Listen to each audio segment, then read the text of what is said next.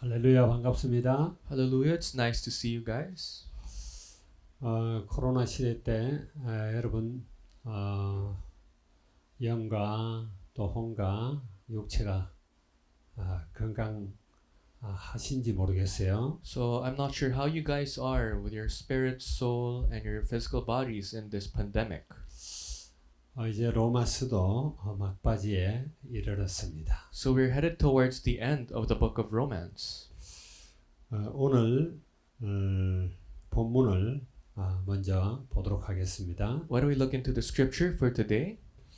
16장 1절에서 16절까지인데 5절까지만 읽도록 하겠습니다. So although our message will be from Romans chapter 16 verses 1 to 16, we'll be only reading from verses 1 to 5.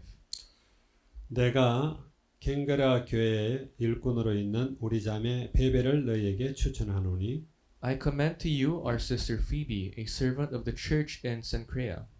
너희는 주 안에서 성도들의 합당한 예절로 그를 영접하고 무엇이든지 그에게 소용되는 바를 도와줄지니 이는 그가 여러 사람과 나의 보호자가 되었음이라. I ask you to receive her in the Lord in a way worthy of the saints, and to give her any help she may need from you, for she has been a great help to many people, including me. 너희는 그리스도 예수 안에서 나의 동역자들인 브리스가와 아굴라에게 문안하라. Greet Priscilla and Aquila, my fellow workers in Christ Jesus. 그들은 내 목숨을 위하여 자기들의 목까지도 내어 놓았나니 나뿐 아니라 이방인의 모든 교회도 그들에게 감사하느니라. They risked their lives for me. Not only I, but all the churches of the Gentiles are grateful to them. 또 제 집에 있는 교회에도 문안하라. 내가 사랑하는 에베네도에게 문안하라. 그는 아시아에서 그리스도께 처음 맺은 열매니라. Greet also the church that meets at their house. Greet my dear friend Epanetus, who was at the first convert to Christ in the province of Asia. 오늘 1절에 16절 말씀을 가지고 로마 복음화의 동반자들 그런 제목으로 말씀을 나누려고 합니다. With the scripture from Romans chapter 16 verses 1 to 16, our message will be titled Companions of the Roman Evangelization. 여러분과 저도 필리핀 복음화와 세계 복음화의 동반자들이 되기를 소원합니다. I hope that all of us here, including me, will become companions of the Philippine and world evangelization. 여기에 많은 사람들이 나오는데 16절까지 보게 되면은 한 28명 정도 그리고 그 이상 사람들이 등장을 하게 됩니다. So if you look at their scripture for today, there are about 28 or even more people that are listed. 그리고 이 로마 교회에 있는 많은 사람들은 그렇게 예수 믿기가 쉬운 시대가 아니라 환난과 여러 가지 핍박이 있는 가운데 예수 믿는 사람들이에요. The many believers or the church members of the Church of Rome did not have a easy time in their faith. Many people received persecutions for their faith. 그 로마 교회에 특별히 이 사람들에게 문안하라 그리고 인산 여기 28명의 사람들은 보통 믿음의 사람들이 아니죠. And the 28 people that Apostle Paul greeted in the chapter 16 are not just regular believers. 이들은 바울과 깊은 관계를 가졌고 바울부터 큰 은혜를 받은 그리스도의 제자지만 바울의 제자라고 할 수 있는 사람들입니다. Now these people had a deep relationship with Apostle Paul and received tremendous amount of grace through him. So although they were also all disciples of Christ, they were also disciples of Apostle Paul. 그 시대에 그런 많은 환난이 있고 핍박이 있음에도 불구하고 흔들리지 않고 믿음을 지키는 사람들이에요. And these people were people who kept their faith despite great persecutions and confusions and trials. 성경에 보게 되면은 그 당시에 있었던 황제가 클라디우스인데 클라디우스 때 유대인들과 예수 믿는 사람들을 로마에서 다 추방한 기록이 나옵니다. Now if you look at the Bible, you would see that this current time, Claudius was the emperor who really persecuted and drove out Christians from Rome. 그리고 이제 클라디우스가 죽고 이제 대를 이어서 네로가 황제가 되잖아요. And after Claudius died, his successor was Nero, who even continued the persecution stronger. 네로가 황제되고 나서 한 3, 4년이 흐른 이후에 이 로마서가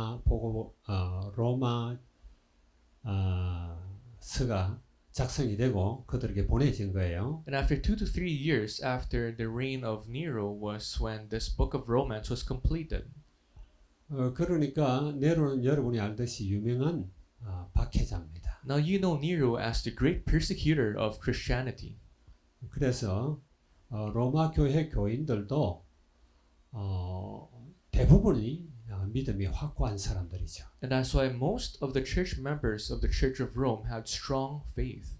평화로운 지금 시대 때 마음대로 예수 믿을 수 있는 지금 시대 때 교회에 드나드는 사람들을 하고는 약간 다르단 말이에요. And they were different from the regular church goers of this time when it's just really easy for us to secure our faith. 로마 시대 때처럼 많은 그런 박해가 있고 그런 가운데 예수 믿는다. 이 사람들은 보통 믿음의 사람이 아니죠. So if you were a Christian during the time of the Roman Empire when persecution was great, you're not just someone with regular faith. 특히 로마 교인들에게 이런 사람들에게 인사해라, 문안해라 하는 이 28명 정도에 되는 이 사람들은 아주 믿음이 확고한 사람들입니다. And the 28 people listed in chapter 16 whom Paul told the Church of Rome to greet, these people had really strong and secured faith. 오늘 여러분들도 우리는 과연 필리핀 복음화, 세계 복음화 하는데 함께 걸어갈 동반자가 될 수 있는지 한번 체크해 보시기 바랍니다. And now for us for today, we have to check if you and I can become companions for the world and Philippine evangelization. 그래서 이 사람들은 우리가 잘 아는 5가지 확신에 분명한 사람들이에요. And they had for sure the 5 assurances that we know very well. 그게 뭐죠? So what are they? 구원의 확신. So the assurance of salvation. 어떤 환경에도 굴하지 않는 믿음입니다. Faith that does not succumb to any type of environments around you.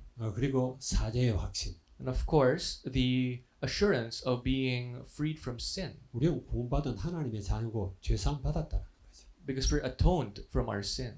그리고 기도 응답의 확신입니다. Assurance of prayer answers. 주님은 늘 우리와 함께 하시면서 구하길 원하죠. As the Lord is with us, He longs for us to seek things from Him. 그러면 우리가 구하면 항상 더 좋은 것으로 응답하시는 주님이라는 걸 믿었어요. And we have to believe that the Lord gives us something greater than what we seek and ask from Him. 그리고 성령 인도의 확신입니다. Next is the assurance of the guidance of the Holy Spirit. 성령께서 우리 안에 계실 뿐만 아니라 그는 잠잠한 분이 아니라 우리를 세밀하게 인도하시는 분이라. Not only does the Holy Spirit rest inside of us, but then He guides us and leads us. 그리고 승리의 확신을 가진 사람들. And then the assurance of success and victory. 그러지 않으면은 이런 박해 시대 때 예수님을 믿고 또 그 복음을 전하면서 제자들을 세우는 그런 사람이 될 수가 없죠. Without these assurances, in the time of the Roman Empire, you cannot just believe in Christ or even share the gospel and raise disciples. 이 로마서를 이제 썼는데 먼저 우리가 로마에 대해서 좀 알아야 되겠죠. Now, as the book of Romans was written, we have to first know the background of the Roman Empire. 사람들은 로마 제국과 로마를 혼돈을 많이 하더라고요. So many people are confused with the Roman Empire and the city of Rome. 로마 제국은 지중해를 끼고 있는 전 세계를 이야기해요. The Roman Empire constitutes of the whole vast land that it conquered. 말하자면 지중해 북쪽의 유럽과 동쪽의 이 중동 지역과 그 다음에 북아프리카 쪽 이쪽이 다 로마 제국이에요. Now this talks about the European lands, the Middle Eastern lands, as well as the African lands that it conquered. 거기 수도가 로마입니다. 또. And the capital city of the Roman Empire was also called Rome.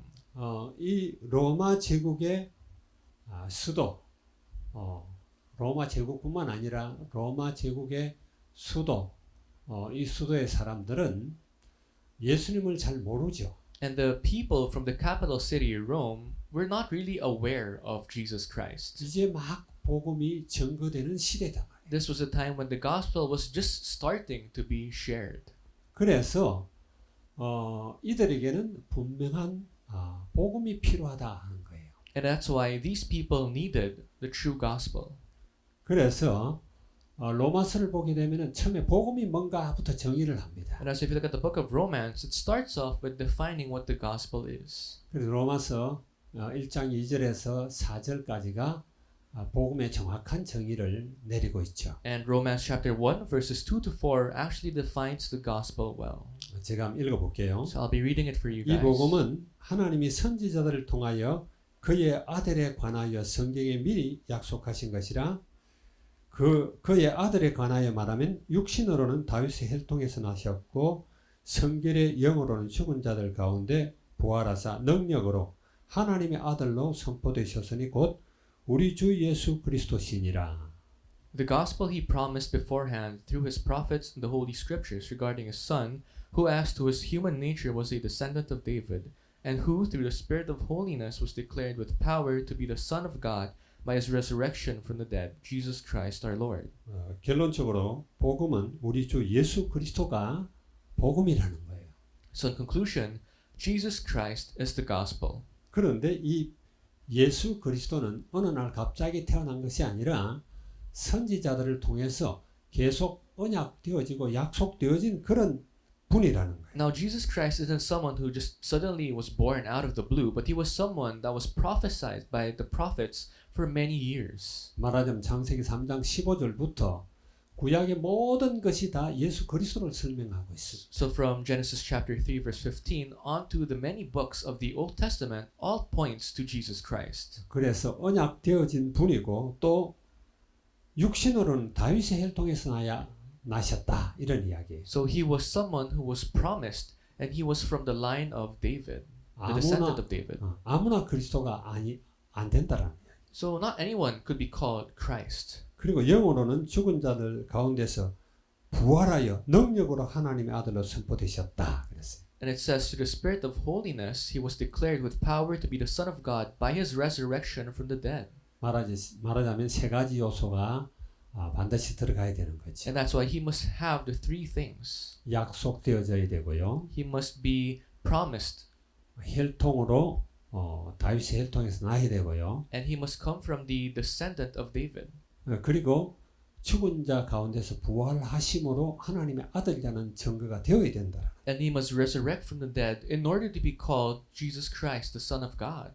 이것을 처음에 설명을 합니다. So this is how the book of Romans starts with. 로마서를 기록한 목적이라고 할 수 있는 것이 로마서 1장 16절 17절이죠. And then the reason why the book of Romans was written could be seen in Romans chapter 1 verses 16 to 17. 내가 복음을 부끄러워하지 아니하노니 이 복음은 모든 믿는 자들에게 구원을 주시는 하나님의 능력이 됨이라 그랬어요. So it says, I'm not ashamed of the gospel because it is the power of God for the salvation of everyone who believes. 그래서 먼저는 유대인에게고 또 이방인에게로다. First for the Jew, then for the Gentile. 그래서 복음에는 하나님의 의가 나타나서 믿음에 이르게 하나니 기록된 바 오직 의는 믿음으로 말미암아 살리라 함과 같으니라 그랬어요. For in the gospel a righteousness from God is revealed, a righteousness that is by faith from first to last, just as it is written, the righteous will live by faith. 이 복음은 하나님의 능력인데 로마서를 기록한 이유와 목적이 바로 하나님의 의라는 겁니다. And that's why this gospel is really the power of Christ, and this is the reason why this book of Romans was written, the righteousness of God. 예수 그리스도를 믿음으로 말미암아 하나님의 의가 우리에게 증가됨을 이야기하는 거예요. This is to show that as we believe in Jesus Christ, His righteousness will now be shared to us. 우리의 어떤 모습이라든지 행위라든지 어떤 율법을 지키고 안 지키고 이게 아니라 우리의 의가 아니라 하나님의 의라는 겁니다. Now, our righteousness is not our appearance, what we do, what we eat, what we speak of, but this is the righteousness of God. 로마서를 쓰면서 먼저 전제한 것이 바로 이 하나님의 의를 전달하기 위해서 썼다라는 것을 먼저 이야기합니다. And that's why the book of Romans was written to really relay and show and talk about the righteousness of God.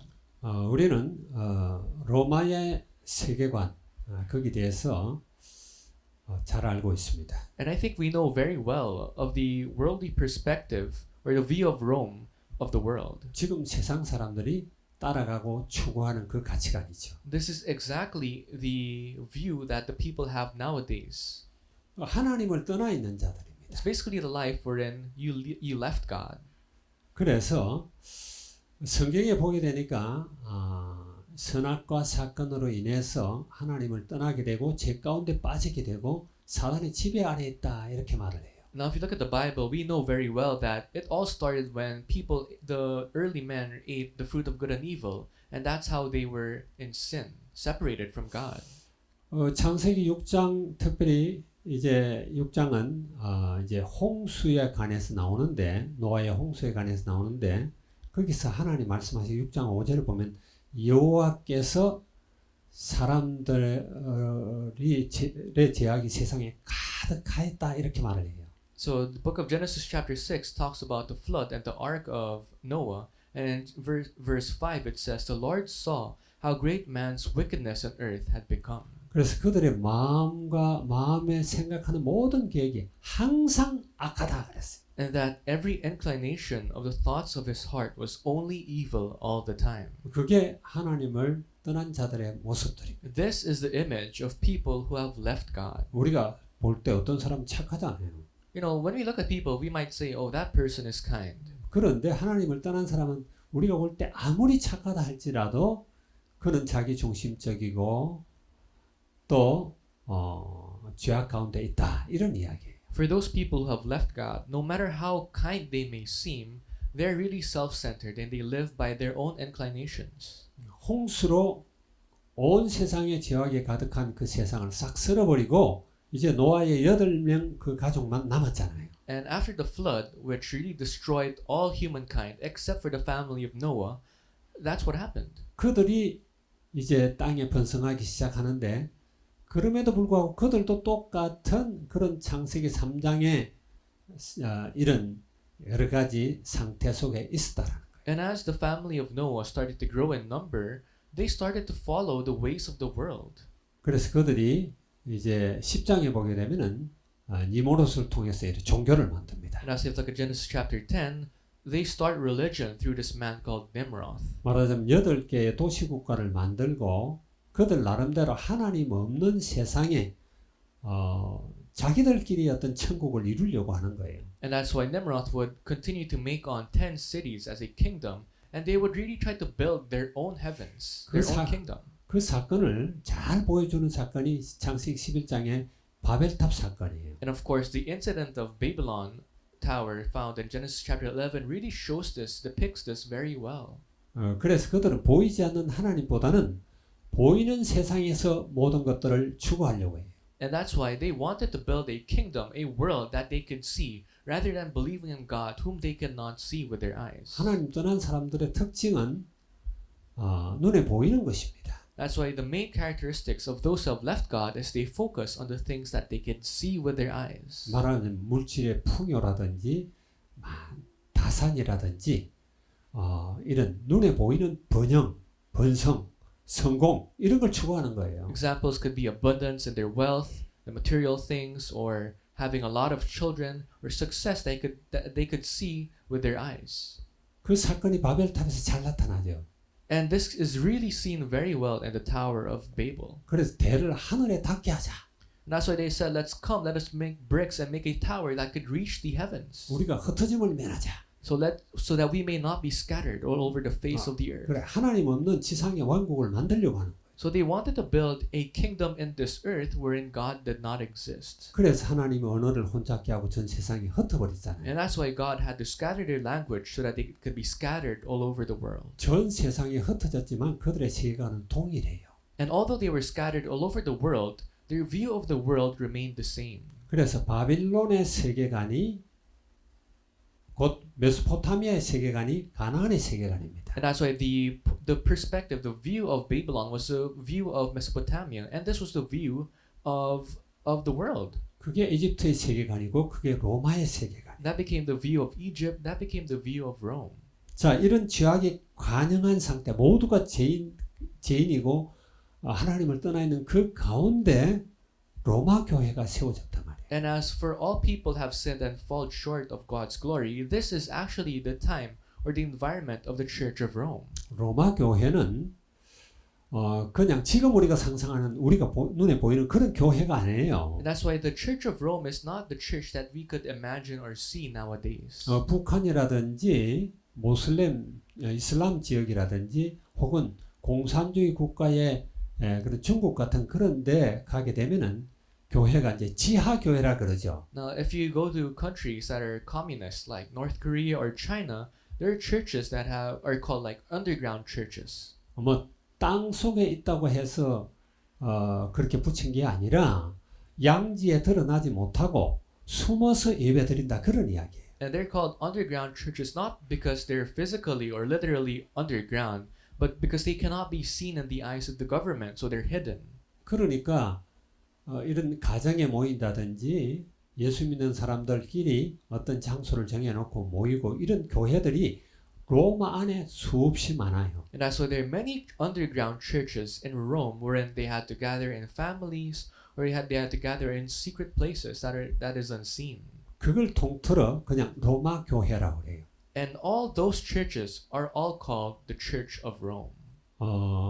우리는 너무나 평안한 시대에 살고 있기 때문에 이런 지하 교회가 어떤 건가 이런 걸 잘 몰라요. Now, because we live in such peaceful times, we don't know what it was like to be in a church, an underground church. 세상은 교회를 좋아하지 않습니다. The world does not like the church. 이 세상 신은 가능하면 교회가 못 서도록 제자들이 일어나지 않도록 생명의 운동이 일어나지 않도록 여러 가지 방법으로 핍박을 합니다. Because the ruler of this world would do all its ways to persecute Christians so that they may not rise, they may not build churches. 우리는 우리의 신앙들을 점검해 봐야 돼요. That's why we have to really evaluate our walk of faith. 과연 핍박 시대가 와도 우리는 이 믿음을 가지고 있을 것인가? Can we still keep our faith in times of great persecutions?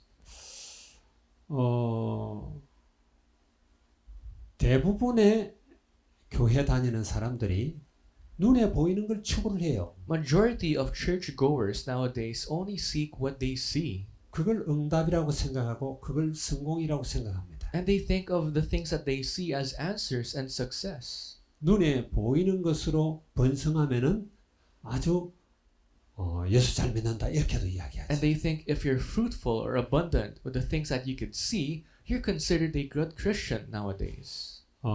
우리는 초대교회 모습으로 돌아가서 정말 나의 신앙이 바른지 어떤지 한번 점검해 봐야 됩니다. We have to return to the ways of the early church so that we can really evaluate our faith.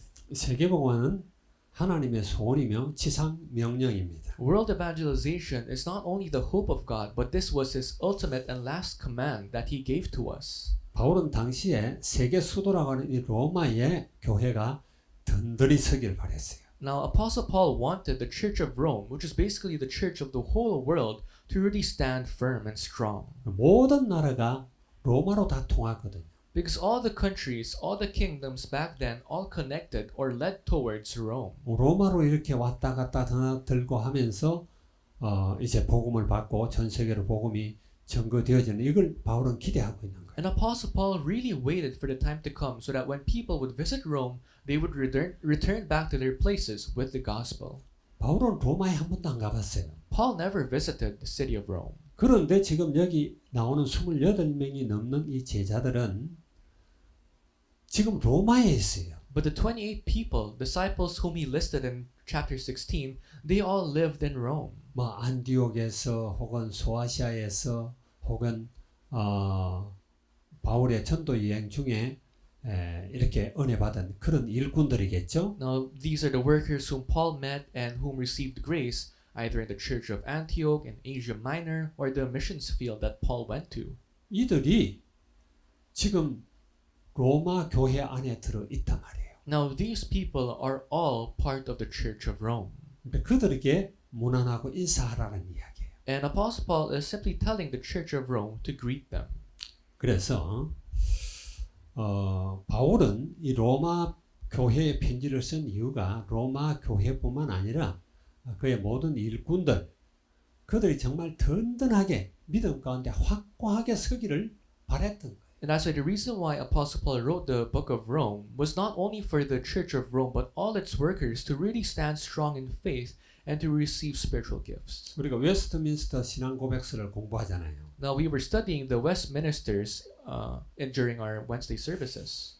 당시에 예수를 믿는다고 하지만은 이런 교리라든지 정말 복음의 핵심과 진리가 무엇인지 이 체계가 분명하게 안 써 있거든요. Because back then, yes, there were Christians, but there were not many pillars that they should follow wherein they could live as Christians. 바울은 로마 교회가 체계적인 믿음과 복음이 무엇인지 하나님의 의는 무엇인지 흔들리지 않고 확고하도록 하기 위해서 지금 로마서를 쓴 거예요. And that's why Apostle Paul wrote the book of Romans, so that the church members of the Church of Rome and all its workers can have a systemized faith wherein they could really enjoy spiritual gifts as they really grow and strengthen their faith. 저도 여러분들이 우리 필리핀 안디옥교회 모든 성도들이 다 믿음이 온전하길 바라고 교리가 분명하길 바랍니다. I hope and pray that all the church members of the Philippine Antioch Church, including me, can really have a systemized faith and wherein their faith continues to grow.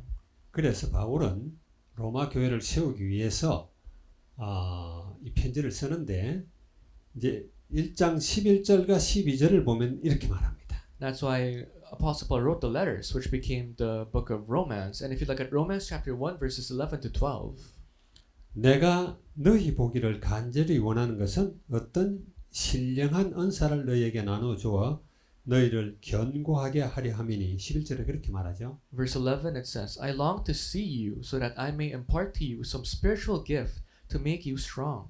그리고 이는 곧 내가 너희 가운데서 너희와 나의 믿음으로 말미암아 피차 아니함을 얻으려 함이라 이렇게 말합니다. That is, that you and I may be mutually encouraged by each other's faith. 말하자면 그들을 견고하게 하고 또 피차 서로 간에 평안함을 얻기 위해서다 이런 이야기라는 거예요. So the book of Romans was written so that the workers may be strong and they can mutually encourage each other. 그 11절에 보면은 어떤 신령한 은사를 너희에게 나누어 주어 그래요. And that's why in verse 11 it says, Apostle Paul wanted to impart to them some spiritual gifts. 이렇게 나누어 준다 이 말이 이제 impart라는 이야기죠. That's why the word impart was used. impart에서 impartation이라는 게 나옵니다. And then the word impartation, of course, comes from the root word impart. 그런데 impartation이 어떤 막 방언을 하게 하고 예언을 하게 하고 그런 고린도전서 12장에 나오는 은사나 로마서 12장에 나오는 그런 은사들 꼭 그런 은사들로 한정을 짓는 사람들이 있어요. And that's why when you talk about spiritual gifts, many people would limit them to speaking in tongues or prophesying about the future, like what you can see in the book of 1 Corinthians or in the book of Romans. 그런 운동을 벌이는 사람들이 세계 교회 안에는 많이 있습니다. Now, of course, in the churches of the world, there are many people who were gifted in that ways. 그래서 여기서 임파트 어떤 신령한 은사를 나눠준다라는 것은 다른 게 아니라 바로 복음을 정확하게 설명하려고 하는 거예요. But when Apostle Paul said, impart the spiritual gifts, this is basically meaning being able to share the gospel well. 하나님의 의가 무엇인지를 분명하게 알게 하기 위해서 바로 로마서를 쓴 그 여러 가지 로마서의 주제들이 임파트의 내용이 되는 거예요. And that's why all the contents, all the themes of the church, of the books of Rome, leads to being imparted. 이 로마 교회뿐만 아니라 소아시아라든지 갈라디아 이쪽에 그리고 마게도냐 쪽에 아가야 쪽에 바울의 제자들이 수없이 많아요. And as if you look at the book of Romans, not only did the Apostle Paul have disciples in the church of Rome, but also in the church of Macedonia, in Achaia, and different Gentile lands. 바울은 그래서 그렇게 임파테이션이 되고 말하자면 복음의 확고한 그런 제자들을 보고 바울은 굉장히 기뻐합니다. And as Apostle Paul already received impartation of the Holy Spirit, whenever he looked at his disciples in Christ, he was always rejoicing. 그래서 데살로니가에 있는 성도들에게 편지를 쓰면서 이렇게 말합니다. That's why as Apostle Paul wrote his letters to his disciples and brothers in Thessalonica, he said, 우리의 소망이나 기쁨이나 자랑의 면류관이 무엇이냐 그래요. So it says, For what is our hope, our joy, or the crown in which we will glory in the presence of our Lord Jesus when He comes? 그리스도가 나타나실 때, 그가 나타나실 때, 강림하실 때, 그리스도 예수 앞에서 바로 너희들이 나의 자랑의 기쁨의 소망의 면류관이다 이런 이야기. In other words, Apostle Paul is saying, when Jesus Christ returns, it is you, His disciples, who are His glory and joy. 데살로니가전서 2장 19절의 내용이죠. This is the content of 1 Thessalonians 2 verse 19. 그래서 바울은 모든 그 서신서 14권 전부가 다 그들을 예수 믿는 그들을 든든하게 세워서 어떤 환난 핍박 속에서도 흔들리지 않게 하기 위함이다. And that's why all the books that Apostle Paul wrote was so that his disciples, his brothers, can really have strong faith that won't shake no matter what problems or tribulations come to them. 지금 시대는 핍박과 환난은 특별히 이슬람이라든지 공산주의가 아닌 별로 없습니다. The age we live in nowadays, persecutions or tribulations can only be seen in the places of Muslims or communism. 그러나 저와 여러분을 흔드는 많은 요인들은 오히려 평화롭게 찾아오면서 우리의 믿음을 흔들어요. But actually the things that really shakes us comes in the form of peace that can really shake our faith. 세상의 풍속이죠 말하자. Traditions of the world, 문화입니다. the cultures of the world. 문화를 통해서 우리의 이 복음의 내용이 서서히 잠식되고 무너지기를 이 세상 신사단은 원하고 있어요. Satan longs and wants for our gospel to diminish and disappear as we establish ourselves in the cultures and the ways of the world. 이제 제4차 산업혁명이 눈앞에 있습니다. Now we are facing the fourth industrial revolution right before our eyes. 하루가 다르게 다가오는 이 문화의 변화에 그 속에서도 우리는 흔들리지 않고 믿음을 굳게 잡는 이것이 바울이 원했던 바예요. Now what Apostle Paul wanted from us is that no matter how much vast the changes of the culture is, every single day we must be able to keep our faith. 필리핀 같은 경우에는 핍박이 없잖아요. In the Philippines, yes, there are persecutions. 여기에서 우리가 어떻게 정말 필리핀 복음의 동반자가 되느냐 하는 거예요. How can we become companions in this walk of faith for Philippine evangelization? 세상의 문화에 휩쓸리지 않는 겁니다. We must not be swayed or wiped away by the cultures of the world. 전 시대 어떤 상황 속에서도 복음만이 진리인 것을 확고하게 믿어야 되는 거예요. No matter what part of the age of the world you live in, you must have this faith that gospel is the only truth.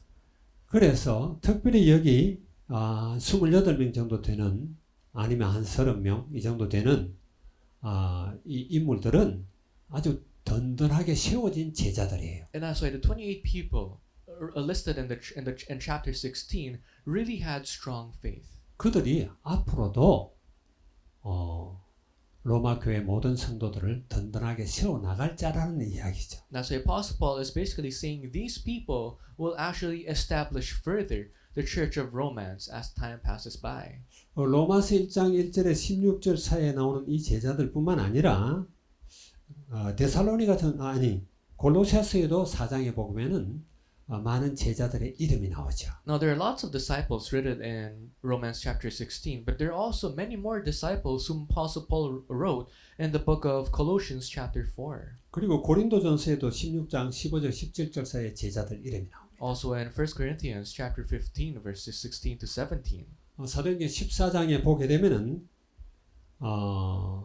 그 비시디아 안디옥에서 거기서도 이제 장로들을 세웠다 이런 이야기를 해요. And in Acts chapter 14 you could see Apostle Paul raising up disciples in Pisidia.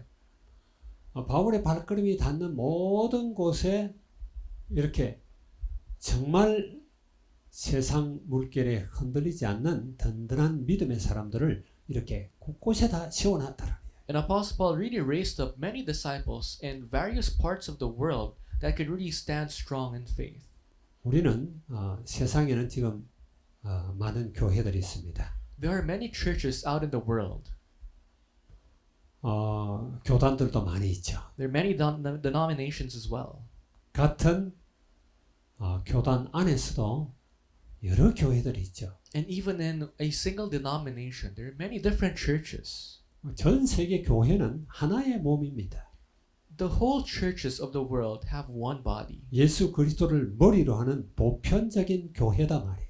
And we are really connected or mutually having one head, which is Jesus Christ. 그런데 교회 안에서 한 교회 안에서도 하나 되지 못하는 모습들이 많아요. But we could see many times wherein even in a church, there are many times wherein they have conflicts together. 그리고 같은 교단 안에 있는 교회들끼리도 시기하거나 막 모함하거나 질투하고 막 이런 것들이 많이 있죠. And there are times when there are many churches in a single denomination that would be jealous of each other, would conspire against each other. 그래서 주님 보시면 한심하겠죠. Of course, this could really seem foolish in the eyes of the Lord. 전 세계 교회는 하나입니다. All the churches of the world are one. 그리스도가 머리고 우리 모두가 지체인 것처럼 그래요. And just as Jesus Christ is our head, and all of us are the body.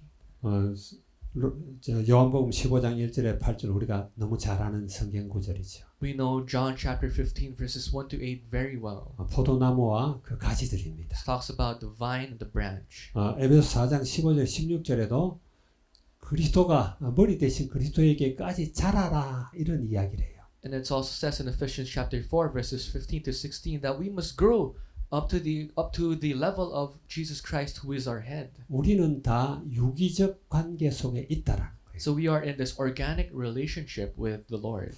뿐만 아니라 전 우주적 교회, 말하자면 보편적 교회를 볼 때도 그렇지만은 개 교회 안에도 지도자가 있고 또 그들과 함께 일하는 동반자들이 있단 말이에요. And just as there are leaders in the universal church, there are also leaders in the local churches, leaders of individual churches. 그리스도가 머리임에도 불구하고 또 개 교회 안에서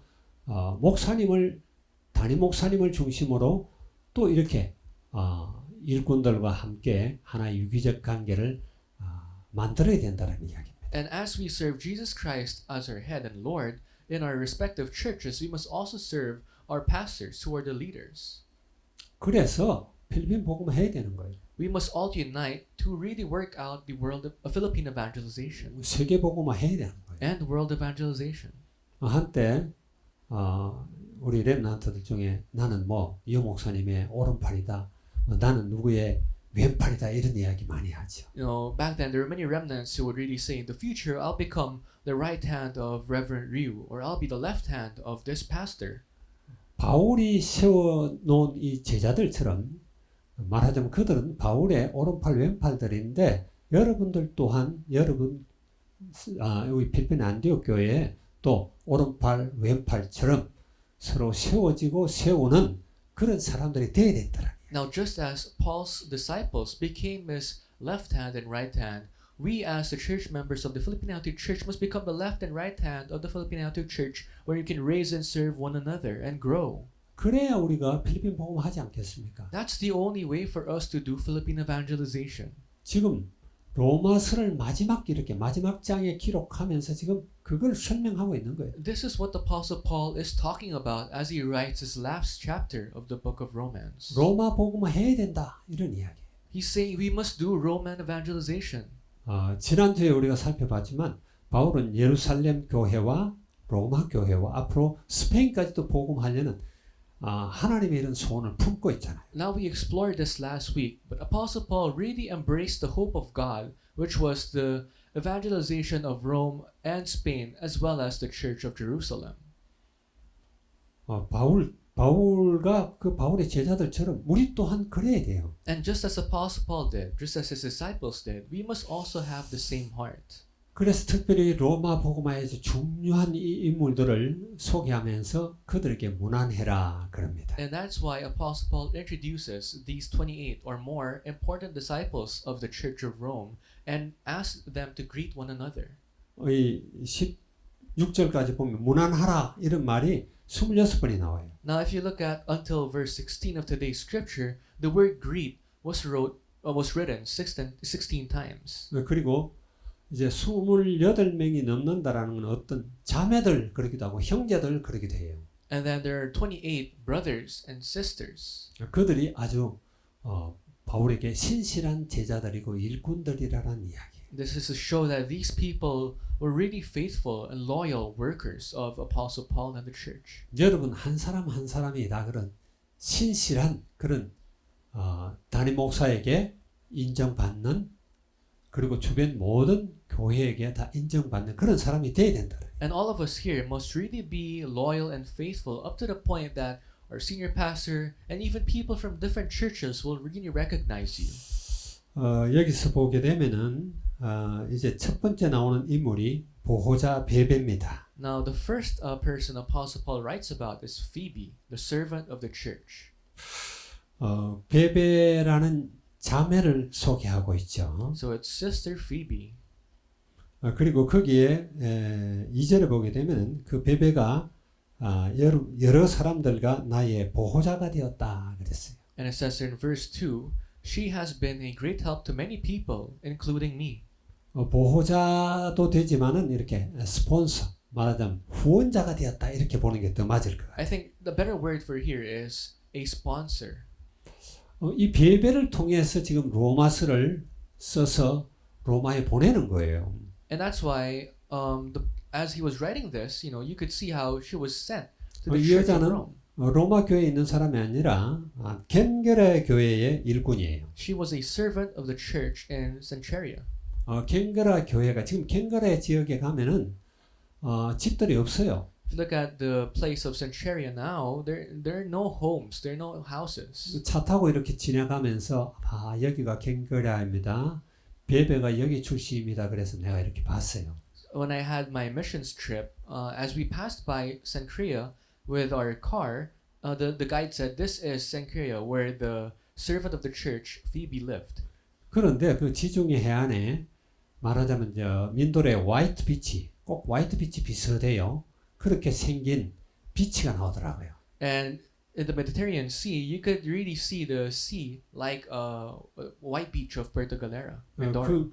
거기에 옛날에는 그런 도시가 있고 또 거기 겐게라의 베베가 일꾼이었단 말이에요. So that is where Cenchrea is, where the worker Phoebe was. 겐게라한테 자꾸 베베를 통해서 편지를 로마에 보내는데 그가 그 편지를 그냥 놓고 오는 자가 아니에요. Now Sister Phoebe was given the letter, the book of Romans, and she was sent to the church of Rome, but she did not just give the letter and leave.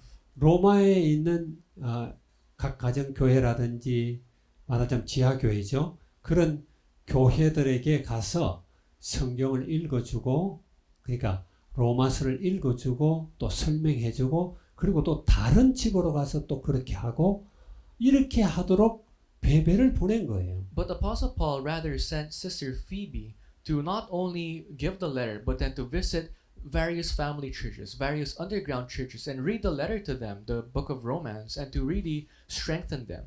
베베는 그만큼 믿음이 좋을 뿐만 아니라 경제력도 대단했던 사람 같아요. And that is to show how much of a great faith Phoebe had, not just faith-wise, but also financially. She was also ready. 그러니까 여러 사람들의 말하자면 보호자가 된 거죠. She became the sponsor, the caregiver of many people.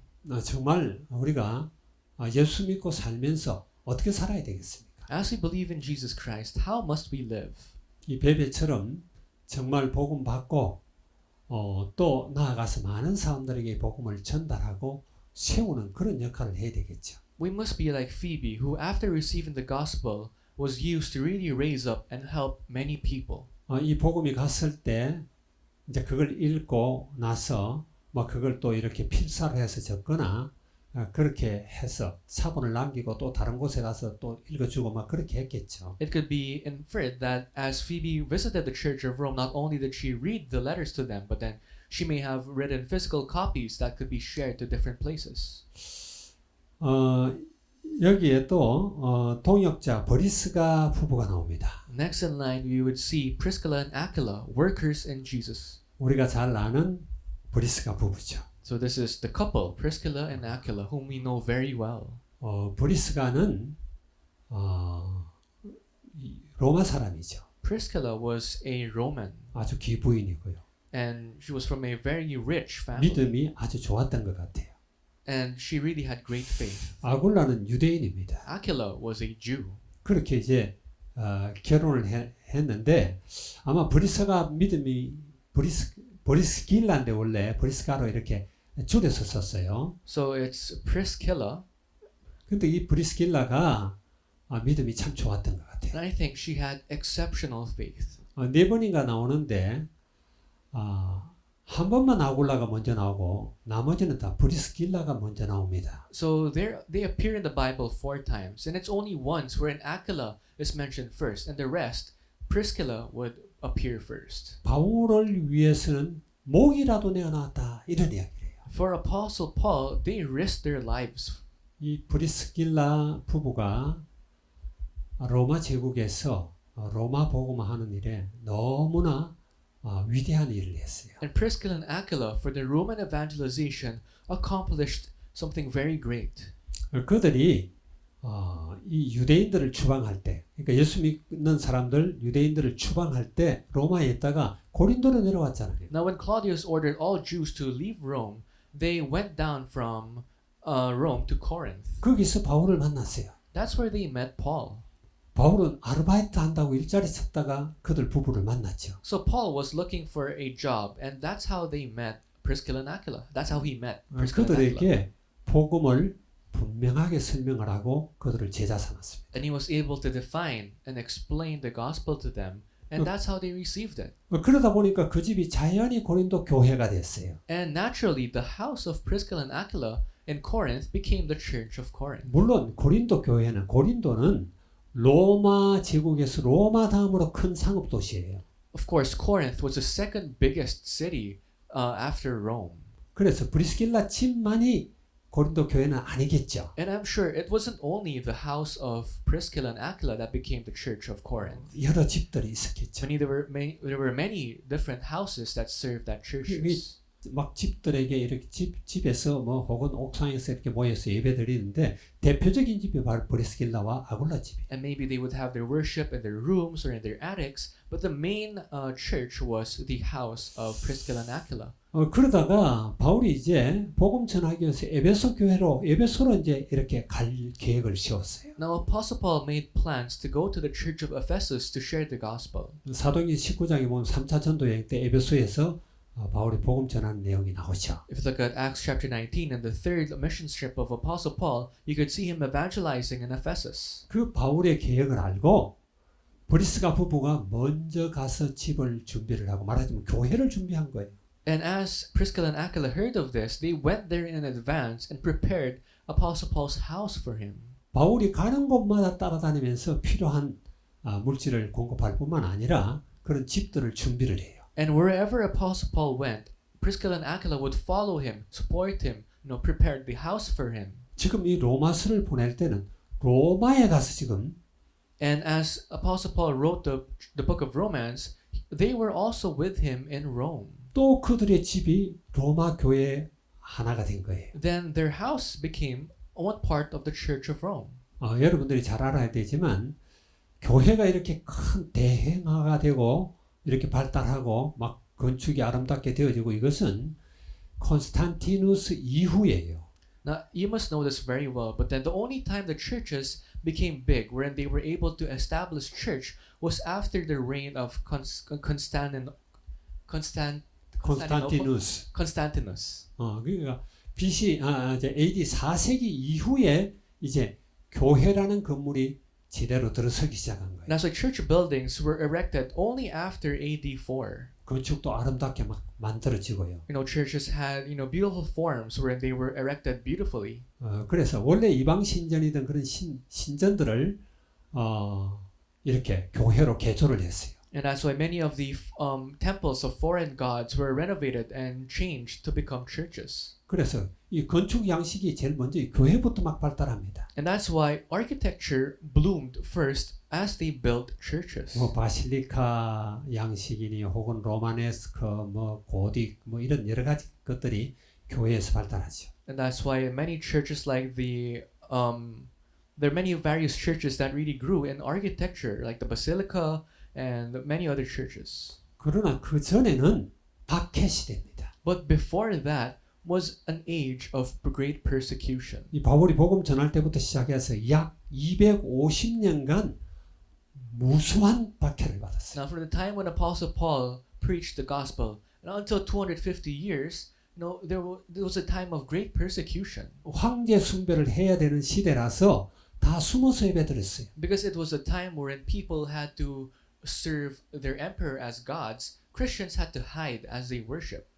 이게 오히려 하나님의 방법인 것 같아요. This was actually the method of God. 그러니까 교회가 팽만하게 만들어지는 거예요. And this is how the churches really fully bloomed, really grew in number. 여기 이제 5절에서 16절까지 보면 많은 사람들이 나옵니다. Now if you look at verses 5 to 16 of today's scripture, it lists many different people. 근데 이 바울이 이렇게 제자들을 소개할 때 보게 되면 앞에다가 아름다운 수식어를 써요. Now if you look at the verses very well, Apostle Paul adds, really beautiful nicknames or words after the names of these people. 말하자면 보호자 혹은 동역자, 사랑하는 자, 수고한 자, 친척 이런 단어들을 씁니다. He would use servant, helper, worker, who worked very hard, my brother, different words to describe these people. 이런 것들도 우리가 배워야 돼요. And we must learn to use these words as well. 그래서 정말 바울은 물론 가식한 게 아니죠. 정말로 그들을 사랑하는데 그 앞에다 아름다운 수식어를 넣어서 그들을 단단히 세워나가는. So Apostle Paul was not lying or exaggerating, but Apostle Paul really used these words to strengthen them and to make them grow. 그래서 로마뿐만이 아니라 전 세계 이 복음이 전거되도록 하는 거예요. And he really wanted them to really share the gospel so that not only the church of Rome would grow, but all the other Gentile lands as well, the churches there. 그래서 이제 뒤에 보게 되면은 이제 그 로마 교회에다가 또 로마 교회 밖에 있는 이들에게 문안해라 하면서 또 몇 사람이 나와요. And then if you look at the latter part of the scripture, not only do they greet the people of the church of Rome, but as the people outside of the churches of Rome, the Gentile lands. 말하자면 모든 교회가 다 하나예요. In other words, this is to show that all the churches are one. 바울의 눈에는 1차, 2차, 3차 전도 여행을 한 모든 교회들 그리고 로마 교회, 앞으로 스페인 교회까지도 전부 다 하나로 보는 거예요. In the eyes of Paul, all the churches that were built and where he visited from his first, second, and third mission trip up to the fourth, even the Church of Rome and the future Spain, all of them were one. 우리 모두는 하나입니다. All of us are one. 그래야 이제 구분되어진 거룩한 자들이죠. That's how we can really live distinguished lives wherein we're holy and sanctified. 여러분 혹시 로스차일드 가문이라고 들어봤죠? So I'm pretty sure some of you guys heard of the Rothschild family. 가장 이 세상에서 돈이 가장 많은 집안이라 그래요. They say they are the most powerful and richest family of the entire world. 그들은 유대인입니다. Of course, they're Jews. 유대인인데 이렇게 돈을 참 많이 모았어요. And they were able to accumulate such great amount of wealth. 그는 프랑크푸르트에서 이 말하자면 고리대금업으로 시작해갖고 금융업을 발전시켰어요. And that's why in Frankfurt, the Rothschild family really built a financial empire. 마이어 아셀 로스차일드라고 그러는데요. 최초 그 사람이 I think the first of the Rothschild family was called Meyer Aschel Rothschild. 그 마이어 암셀 로스차일드가 이제 자기가 죽고 나면은 아들들에 가서 이 재산들을 잘 지킬 수 있을 것인가 하는 것이 굉장히 걱정이 됐어요. So this Meyer Aschel Rothschild, the first of his family, was deeply troubled because he knew once he dies, his wealth would not be evenly distributed to his successors. 1812년에 죽었습니다. He died in 1812. 죽기 전에 아들들을 불러 모았어요. And before he died, he gathered up all his sons. 그래서 그들이 이제 서로 경쟁하지 않고 싸우지 않고 이 재산을 다 지켜나갈 수 있기를 바라면서 유언을 합니다. And as he hoped that his sons would not fight against each other for the wealth, he gave his last will. 화살을 하나 갖고 오라고 그래요.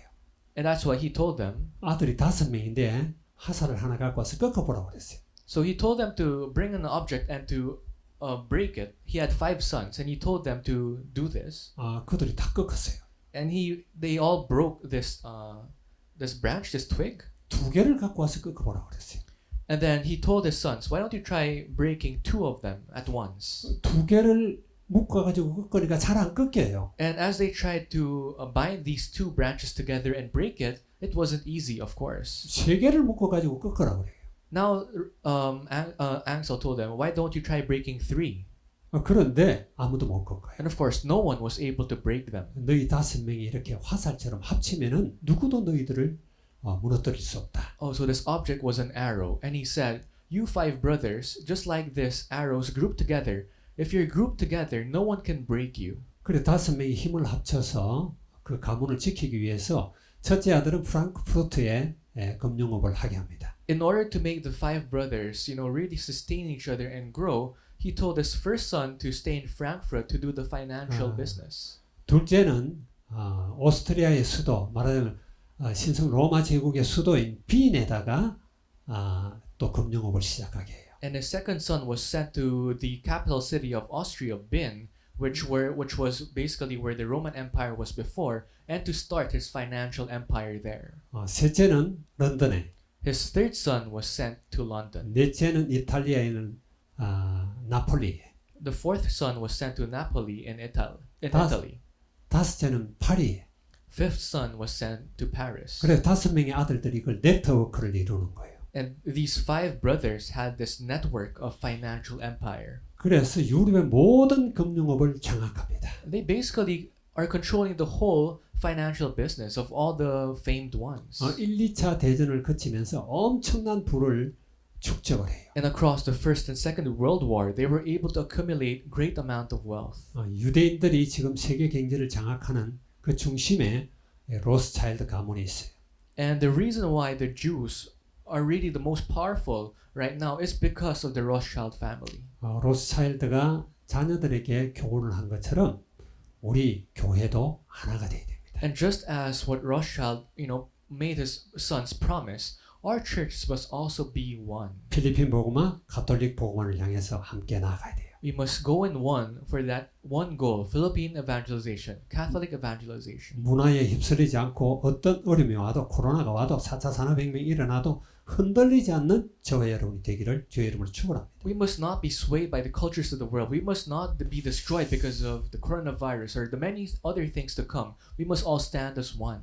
기도합니다. So why don't we end in prayer? 주님 감사합니다. Lord, we thank you so much. 로마 복음화의 동반자들이라는 제목으로 오늘 말씀을 나눴습니다. You have given us a message titled Companions of the Roman Evangelization. 우리 필리핀 안디옥의 모든 성도들 한 사람 한 사람들이 로마 복음의 동반자처럼 필리핀 복음화, 가톨릭 복음화의 동반자들이 되도록 축복해 주시옵소서. Please bless all of our Philippine Church and Philippine Anti-Church members so that they may be used as the people of the Church of Rome for Philippine evangelization and Catholic evangelization. 어떤 환경에도 흔들리지 않고 하나 되어서 이 복음의 증인들로 설 수 있는 우리 모두가 되도록 축복하시옵소서. Please bless us so that we may stand as witnesses of the gospel, so that we may not shake no matter what environment we're in.